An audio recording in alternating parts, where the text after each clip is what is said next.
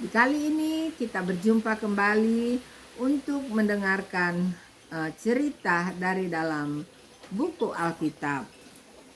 Dan saat ini saudaraku, saya masih akan menceritakan cerita dari kitab Imamat. Nah, tepatnya dari kitab Imamat pasal 18. Di pertemuan kita yang lalu, saya sudah membacakan cerita dari kitab Imamat pasal 17. Nah, judulnya di pasal 17 itu adalah tempat menyembelih dan mempersembahkan korban. Kemudian larangan tentang makan darah atau bangkai. Nah, itulah judul-judul daripada kitab Imamat pasal 17 yang lalu. Nah, saat ini saya akan melanjutkan dengan pembacaan di kitab Imamat pasal 18. Nah, apakah judul daripada Imamat pasal 18 ini? Tentu kita akan mendengarkannya bersama-sama. Judulnya yaitu Kudusnya Perkawinan. Nah, jadi di pasal 18 ini diceritakan bagaimana Tuhan Allah menyuruh Musa untuk menyampaikan apa yang diperintahkan oleh Tuhan Allah kepada bangsa Israel mengenai kekudusan daripada perkawinan atau suatu pernikahan. Nah, judulnya adalah Kudusnya Perkawinan. Saya akan membacakan dari ayat pertama. Tuhan berfirman kepada Musa, "Berbicaralah kepada orang Israel dan katakan kepada mereka, Akulah Tuhan Allahmu." Nah, jadi saudaraku, sekali lagi Tuhan Allah mengatakan kepada Musa bahwa sampaikan ini ketetapan atau peraturan yang Tuhan Allah sendiri yang katakan agar supaya mereka dapat melakukan itu. Selanjutnya ayat 3. Janganlah kamu berbuat seperti yang diperbuat orang di Mesir, di mana kamu diam dahulu. Juga janganlah kamu berbuat seperti yang diperbuat orang di tanah Kanaan, kemana aku membawa kamu.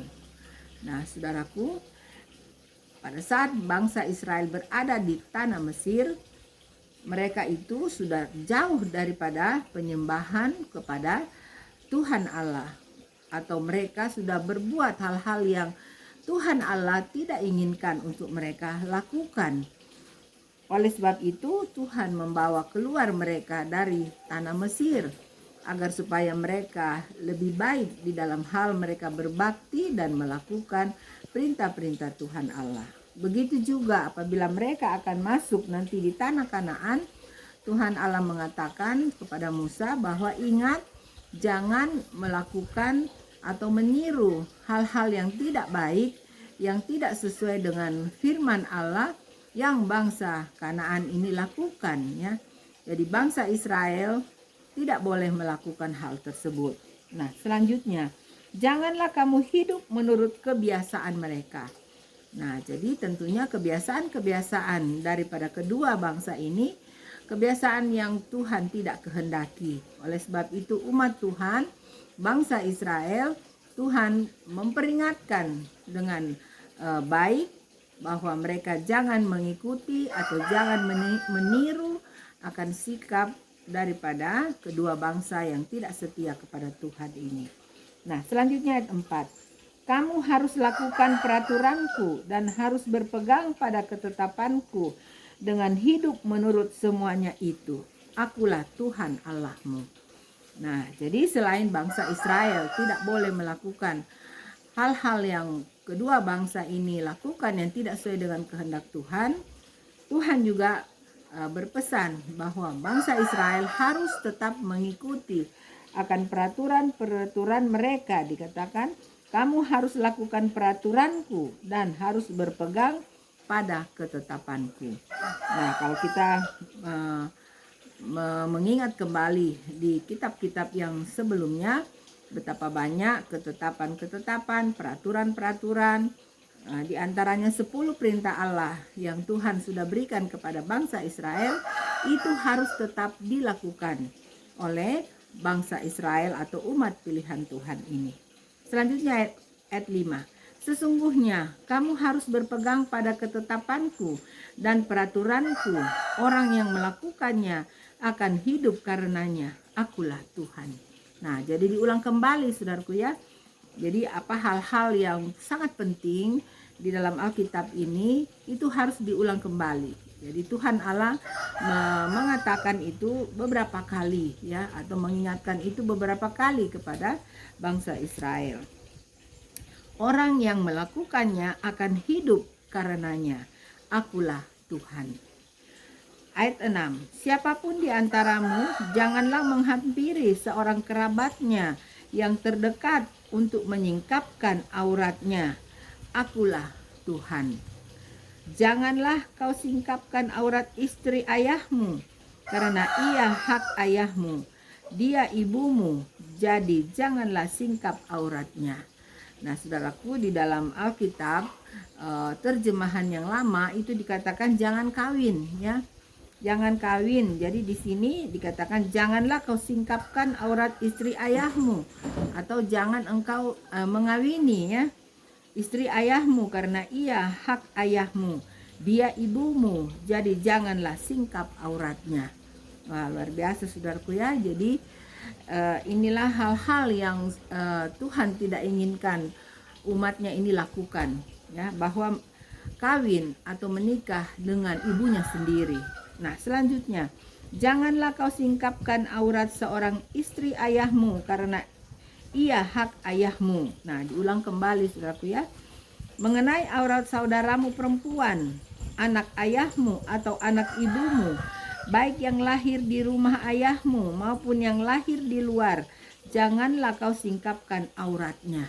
Nah, jadi nggak boleh menikah juga ya, nggak boleh kawin juga dengan saudara ya, apa saudara perempuan atau saudara laki-laki, ataupun juga di sini kalau kita baca ini maksudnya ada saudara tiri ya.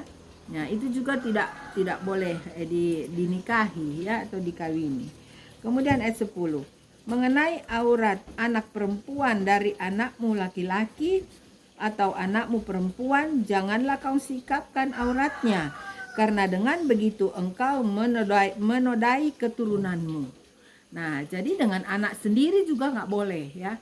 Anak perempuan atau anak laki-laki nggak boleh dinikahi, nggak boleh dikawini ya. Karena itu dibilang engkau menodai keturunanmu sendiri ya. Kemudian ayat 11. Mengenai aurat anak perempuan dari seorang istri ayahmu yang lahir pada ayahmu sendiri, janganlah kau singkapkan auratnya, karena ia saudaramu perempuan. Nah, jadi sudah lebih jelas lagi ya, seperti apa yang saya katakan di atas tadi. Janganlah kau singkapkan aurat saudara perempuan ayahmu, karena ia kerabat ayahmu. Nah, jadi di sini istilahnya tante ya, atau bibi. Jadi jangan mengawini atau jangan menikah dengan tante ya. Tante karena saudara ayah ya, atau saudara ibu. Janganlah kau singkapkan aurat saudara perempuan ibumu, karena ia kerabat ibumu. Janganlah kau singkapkan aurat istri saudara laki-laki ayahmu. Janganlah kau hampiri istrinya, karena ia istri saudara ayahmu. Nah, jadi tetap ya dikatakan bahwa saudara ayah, jadi om ya, om punya istri ya, jadi nggak boleh juga ya. Tentunya atau tante punya suami nggak boleh juga ya, sama aja. Nah, kemudian ayat 15. Janganlah kau singkapkan aurat menantumu perempuan, karena ia istri anakmu laki-laki, maka janganlah kau singkapkan auratnya. Wah, di sini lagi disambung lagi ya. Dikatakan bahwa nggak boleh dengan menantu ya. Jadi kalau bapak melihat istri daripada anaknya ini cantik ya, atau menantunya, nggak boleh dia nggak boleh dia tertarik dengan itu. Begitu juga sebaliknya ya. Jadi ini Tuhan tidak kehendaki ya, hal-hal yang Tuhan tidak kehendaki. Kemudian ayat 16. Janganlah kau singkapkan aurat istri saudaramu laki-laki, karena itu hak saudaramu laki-laki. Nah, kembali ya, tadi perempuan, sekarang laki-laki. Janganlah kau singkapkan aurat seorang perempuan dan anaknya perempuan. Janganlah kau ambil anak perempuan dari anaknya laki-laki atau dari anaknya perempuan untuk menyingkapkan auratnya, karena mereka adalah kerabatmu. Itulah perbuatan mesum. Nah, kemudian ayat 18. Janganlah kau ambil seorang perempuan sebagai madu kakaknya untuk menyingkapkan auratnya di samping kakaknya selama kakaknya itu masih hidup. Janganlah kau hampiri seorang perempuan pada waktu cemar kainnya yang menajiskan untuk menyingkapkan auratnya. Dan janganlah engkau bersetubuh dengan istri sesamamu sehingga engkau menjadi najis dengan dia. Nah, jadi nggak boleh suka kepada istri orang atau suami orang ya. Kemudian ayat 21. Janganlah kau serahkan seorang dari anakmu untuk dipersembahkan kepada Molok, supaya jangan engkau melanggar kekudusan nama Allahmu. Akulah Tuhan. Nah, jadi kemudian ada lagi dikatakan bahwa kalau kita mempunyai anak atau mereka mempunyai anak, jangan diberikan atau dipersembahkan kepada Molok. Nah, Molok ini saudaraku adalah nama daripada salah satu dewa ya. Dewa yang dipuja oleh orang-orang Kanaan tentunya ya. Nah, juga orang-orang Mesir tentunya. Jadi kadangkala mereka memberikan anak mereka untuk dipersembahkan kepada dewa ini. Nah, ini sesuatu yang kekejian bagi Tuhan ya. Dikatakan engkau melanggar kekudusan nama Allahmu. Akulah Tuhan. Nah, jadi ini semua Tuhan tidak kehendaki apabila bangsa Israel akan melakukan. Jadi tidak boleh dilakukan ya oleh umat-umat Tuhan.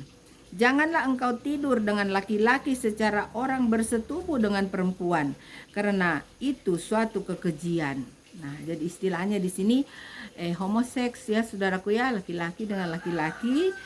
Terus perempuan dengan perempuan ya. Jadi nggak boleh saudaraku ya. Jelas ini dikatakan di dalam firman Allah. Jadi kalau saudaraku melihat zaman sekarang ini sudah banyak hal-hal demikian dilakukan, bahkan sudah diperkenan oleh ada negara ya yang sudah memperkenalkan hal ini terjadi. Namun ini sudah jauh hari dikatakan oleh Tuhan Allah ya. Jadi Tuhan Allah punya firman ini dari dulu hingga saat ini dan selama-lamanya itu tidak berubah ya. Jadi apa yang dia bilang itu tidak boleh, jangan kita lakukan saudaraku ya, karena semuanya itu akan ada hukumannya. Nah, jadi laki-laki dengan laki-laki atau perempuan dengan perempuan tidak boleh menikah atau tidak boleh kawin ya, dikatakan di sini, karena itu adalah suatu kekejian bagi Tuhan. Kemudian janganlah engkau berkelamin dengan binatang apapun sehingga engkau menjadi najis dengan binatang itu. Seorang perempuan janganlah berdiri di depan seekor binatang untuk berkelamin, karena itu suatu perbuatan keji. Nah, jadi manusia dengan binatang itu berbeda saudaraku ya. Jadi manusia itu sangat mulia di mata Tuhan ya, berbeda dengan ciptaan yang lain termasuk binatang. Jadi manusia dikatakan tidak boleh berkelamin dengan binatang ya, karena Tuhan sudah membedakan antara ciptaan satu dengan yang lain. Jadi manusia sangat mulia di hadapan Tuhan ya, sedangkan binatang itu di bawah daripada kemuliaan manusia. Jadi kita tidak boleh berkelamin dengan binatang. Nah, selanjutnya, janganlah kamu menajiskan dirimu dengan semuanya itu, sebab dengan semuanya itu bangsa-bangsa yang akan kuhalaukan dari depanmu telah menjadi najis. Wah, saudaraku ya. Jadi tidak heran kalau zaman sekarang ini pun kembali lagi keadaan-keadaan, kebiasaan-kebiasaan yang tidak dikehendaki oleh Tuhan itu terjadi ya. Jadi dilakukan lagi oleh bangsa-bangsa saat ini, yaitu melawan akan perintah-perintah Tuhan. Apa yang tidak boleh itu yang mereka perbolehkan. Jadi saya dan saudaraku, saat ini kita berterima kasih ya, kita bersyukur kepada firman Allah. Karena ada firman Allah yang hidup ini, yang memberitahu kepada saya dan saudaraku mana hal-hal yang berkenan di hadapan Tuhan yang kita dapat lakukan, mana yang tidak berkenan kepada Tuhan ya. Jadi kita harus memperhatikan dengan baik akan firman Allah ini. Selanjutnya ayat 25. Negeri itu telah menjadi najis dan aku telah membalaskan kesalahannya kepadanya sehingga negeri itu memuntahkan penduduknya. Nah, jadi zaman dahulu Tuhan sudah menghukum mereka. Jadi saudaraku, kalau saat ini kita melakukan juga itu, maka pastilah kita akan mendapatkan hukuman ya yang sama dengan pada saat Tuhan menghukum bangsa-bangsa yang melawan akan firman Tuhan. Selanjutnya 26.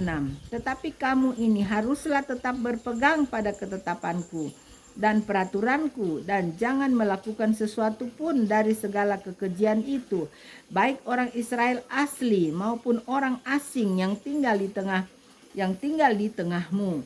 Karena segala kekejian itu telah dilakukan oleh penghuni negeri yang sebelum kamu, sehingga negeri itu sudah menjadi najis. Supaya kamu jangan dimuntahkan oleh negeri itu apabila kamu menajiskannya seperti telah dimuntahkannya bangsa yang sebelum kamu. Nah, saudaraku, ini peringatan untuk bangsa Israel. Namun kita juga saat ini adalah Israel rohani ya, yang mengikut akan firman Allah. Jadi tentunya hal ini juga apabila saya dan saudaraku lakukan, sekali lagi pasti kita akan mendapat hukuman ya, yang sama dengan orang-orang zaman dahulu pada saat mereka melawan akan firman Tuhan. Selanjutnya, karena setiap orang yang melakukan sesuatu pun dari segala kekejian itu, orang itu harus dilenyapkan dari tengah-tengah bangsanya. Wah saudaraku, jadi hukumannya itu nggak tanggung-tanggung ya. Hukumannya itu lenyap. Ya, lenyap itu berarti mati ya, mati, hilang daripada permukaan bumi ini. Nah, sudah hilang dari permukaan bumi ini, tidak selamat lagi ya apabila Tuhan Allah sudah datang ya, Tuhan Yesus sudah datang. Jadi double ya, kita tidak mendapatkan kebahagiaan di dunia ini yang seutuhnya, dan kita juga tidak mendapatkan keselamatan yang Tuhan janjikan. Nah, tentunya saya dan saudaraku tidak mau seperti itu ya. Kita mau menurut akan peraturan-peraturan yang Tuhan Allah sudah sampaikan dalam firman-Nya, agar kita berbahagia di dunia ini dan kita juga berbahagia karena mendapatkan keselamatan apabila Dia datang kemudian ke hari. Dan pada ayat 30. Dengan demikian, kamu harus tetap berpegang pada kewajibanmu terhadap aku. Aku di sini Tuhan ya. Dan jangan kamu melakukan sesuatu dari kebiasaan yang keji itu yang dilakukan sebelum kamu. Dan janganlah kamu menajiskan dirimu dengan semuanya itu. Akulah Tuhan Allahmu. Nah, jadi saudaraku, Tuhan Allah ulang-ulang ya. Berulang-ulang dia mengingatkan kepada bangsa Israel ya, jangan melakukan itu, jangan melakukan itu. Kalau kamu melakukan, saya akan membinasakan kamu. Saya akan menghilangkan kamu daripada suku bangsamu. Ya, nah ini adalah firman sendiri, firman Allah sendiri yang dikatakan akulah Tuhan Allahmu. Jadi ayat 30 ditutup dengan akulah Tuhan Allahmu. Nah, jadi pertama dibuka dengan akulah Tuhan Allahmu, ditutup juga dengan akulah Tuhan Allahmu. Jadi betapa peringatan ini atau betapa larangan-larangan ini sangat dibenci oleh Tuhan ya. Jadi jangan mereka lakukan dan jangan pun tentunya saya dan saudaraku lakukan di dalam kehidupan kita.